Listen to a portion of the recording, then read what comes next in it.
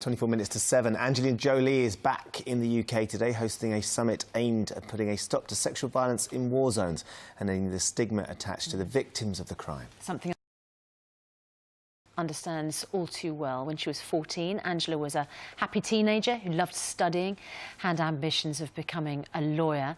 But one night, her school in Uganda was raided by rebel soldiers who abducted the girls. It was the beginning of 8 long years of terrifying abuse.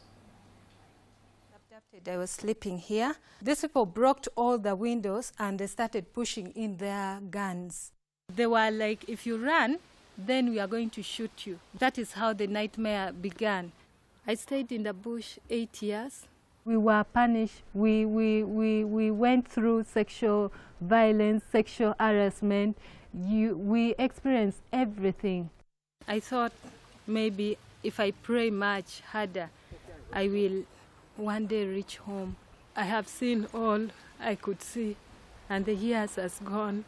I never gave up because I knew one day I'll have that chance. When the government troops were fighting, I got my chance and sneaked out with a 3-year-old child that I was carrying on my back and 9-year-old girl, and we escaped to the Sudanese government.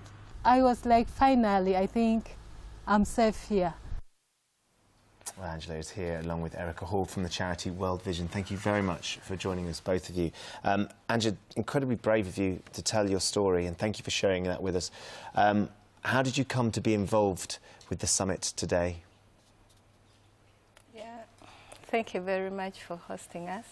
It was through the World Vision that came to me, and they've been supporting me several times, and that is why I'm still here. Yeah, they brought me here. Do you think that a summit like this can actually change things?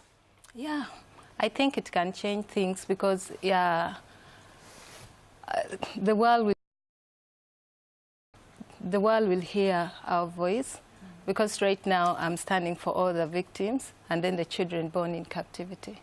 What are you hoping the summit will achieve, Angela? What changes would you like to see?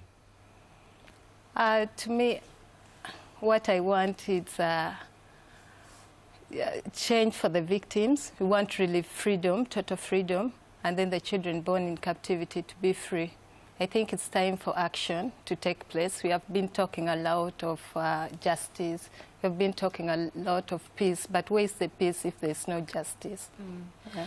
Erica, you're from World Vision, yes. And as Angela says, that's how you know, she's got involved with this summit. How can you address this problem when these crimes are committed by lawless people who are no respecters of justice? Well, I think there are a number of things that World Vision and other organisations do and that governments need to do. So we need to improve the law that's on the ground. And we also need to change attitudes towards sexual violence. And this isn't something that happens in conflict and isn't happening elsewhere. It's something that's too acceptable generally in society. And so by changing those attitudes and making it not acceptable, that's the first step. And then, of course, helping survivors like Angela. I suppose people will be thinking, but we know that sexual violence is unacceptable, and the people that you're talking to, presumably at the summit, know that. It's the people who are committing it who need to be somehow told. And how does that happen?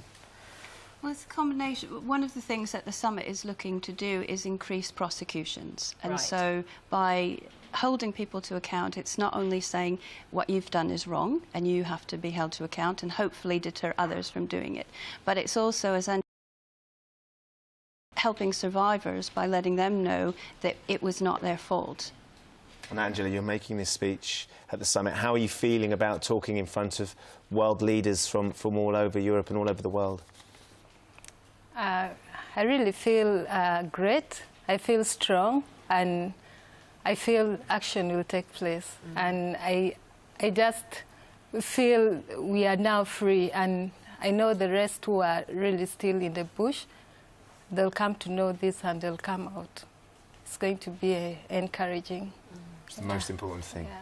It was a powerful message, and we wish you all the best. Thank you so much for coming in and sharing your story with us, Angela. Thank you very much indeed. And Erica from World Vision, thank you both.